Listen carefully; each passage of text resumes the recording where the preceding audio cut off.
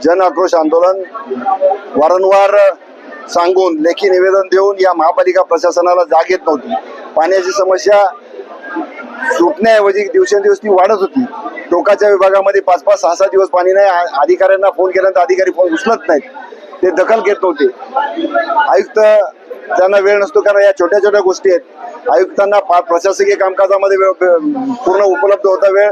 मी त्यांचं अभिनंदन करतो की प्रशासकीय कामकाजामध्ये पहिला नंबर आला, परंतु पाण्याची समस्या, रस्त्याची समस्या जशीच्या तशी आहे, ती सुटण्यासाठी आजचा जन आक्रोश आंदोलन होतं। आणि या महापालिका प्रशासनाला किंवा अधिकाऱ्यांना सद्बुद्धी मिळावी म्हणून या जनतेने होम आवाहन केलं।